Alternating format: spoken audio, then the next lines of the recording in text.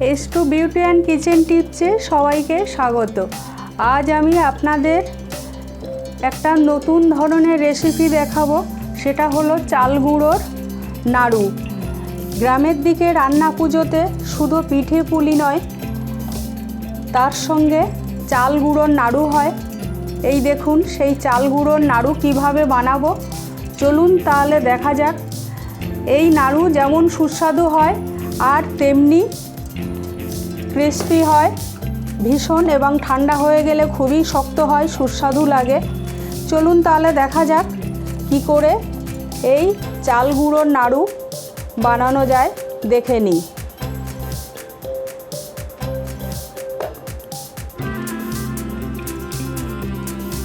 চাল গুঁড়োর নাড়ুর জন্যে আমি এই কাপের 1 কাপ চাল, বাড়িতে গোবিন্দভোগ চাল গুঁড়ো করে নিয়েছি, দিয়ে দিলাম। আর এই কাপের একই কাপের 1 কাপ ময়দা আমি নিয়ে নিয়েছি। চাল গুঁড়ো সমপরিমাণ ময়দা নিলাম। আর 1 চিমটে লবণ, ছোট্ট চামচের। একটা নারকেলের হাফ নিয়েছি, আমি কুড়ে নিয়েছি, এটাও দিয়ে দিলাম।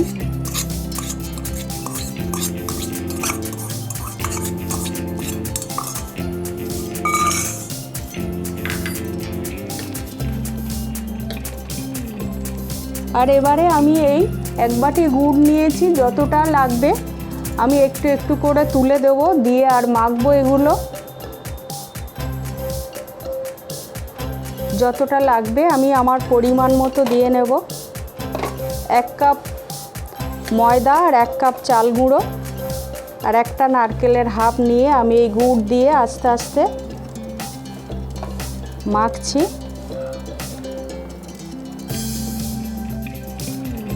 আমি সেই 1 বাটি গুড়, এই ছোট বাটির 1 বাটি গুড় সবটাই লেগে গেছে, আমি সবটাই নিয়ে নিয়েছি। এবারে এই গুড়টা সবটাই দিয়ে আমি এই মাখতে শুরু করেছি। একটু ভালো করে মেখে নেব। একটা ডো মতো তৈরি করব।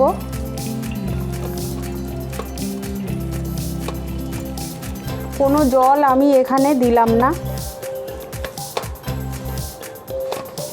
যেহেতু আমি গুড় দিয়ে মাখছি, ওই জন্যে কোনো জল এখানে আমি আর দিলাম না। এভাবে ভালো করে মেখে নিতে হবে।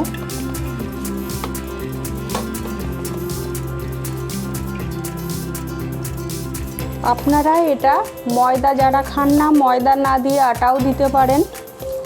আটা দিয়েও, আর সমপরিমাণ আটা সমপরিমাণ চাল গুঁড়ো আর দিয়েও করতে পারেন।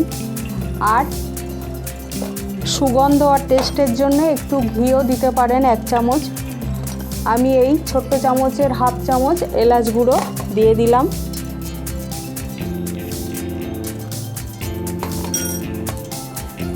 দিয়ে এবারে আমি একটু কিছুক্ষণ ধরে মাখতে হবে। দেখুন একটা ডো মতো, মন্ড মতো একটা আমি তৈরি করে নিলাম। এবারে এই বাটিতে সামান্য একটু তেল নিলাম, হাতে তেল লাগিয়ে এইগুলো আমি একটা ছোট্ট ছোট্ট নাড়ুর মতো গোল মতো শেপ করে নেব। আমি হাতটা ধুয়ে নিই। আমি হাতে তেল লাগিয়ে নিলাম। এবারে একটা ছোট্ট ছোট্ট নাড়ু মতো করব।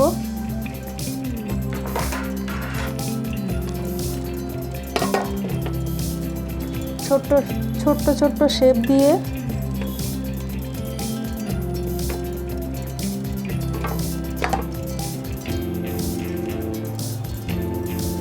আমার এটা মাখতে 5 থেকে 7 মিনিট সময় লেগেছে। আপনারা 5 থেকে 7 মিনিট ধরে ভালো করে অনেকক্ষণ টাইম নিয়ে একটু মাখবেন। দেখুন একটা নাড়ু মতো গোল মতো শেপ করে নিলাম। আমি প্রত্যেকটা এরকমভাবে ছোট্ট ছোট্ট করে গুলি গুলি মতো করে শেপ দিয়ে নেব।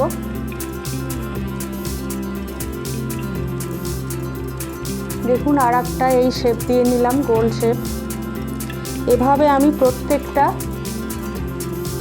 এই মন্ডটা বা ডোটা আমি প্রত্যেকটাই গোল গোল একটা শেপ দিয়ে নেব নাড়ু করে।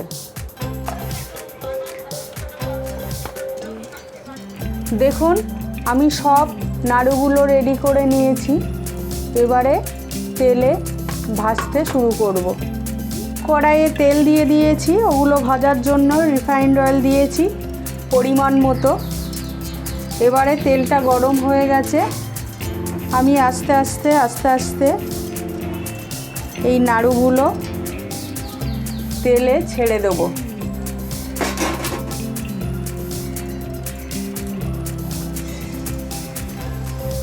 এই নাড়ুগুলো খুবই সুস্বাদু হয়। এখনও গ্রামের দিকে রান্না পুজোতে পিঠে পুলি বা এরকম ধরনের চালের নাড়ু করার রেওয়াজ আছে এখনও।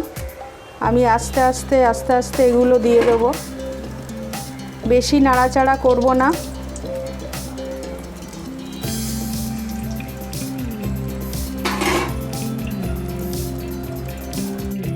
দেখুন এইগুলো আমি একটা পিঠ উল্টে দিয়েছি, আস্তে আস্তে লাল লাল করে গোল্ডেন করে ভেজে নেব খুব সন্তর্পণে, যেমনভাবে গোলাপ জাম ভাজা হয়, কোনো মিষ্টি আস্তে আস্তে ভাজা হয়। যেহেতু চাল গুঁড়ো দেওয়া একটু ফেটে যাবে, আপনারা খুব সন্তর্পণে এইভাবে আস্তে আস্তে মিডিয়াম টু লো হিটে আস্তে আস্তে এভাবে ভেজে নেবেন। আমি এক পিঠ উল্টে দিয়েছি আর এক পিঠ ভাজার জন্য। এই রেসিপিটা যদি আপনাদের ভালো লেগে থাকে একটা লাইক কমেন্ট করবেন আর আমার চ্যানেলটা সাবস্ক্রাইব করে দেবেন। এই নাড়ুগুলো খুবই সুস্বাদু হয় এবং খুব কম সময়ে বানানো যায়। আমার একটা পিঠ হয়ে গেছে, আমি আর একটা পিঠ উল্টে দিয়েছি। মিডিয়াম হিটে আস্তে আস্তে আমি এগুলো ভেজে নেব।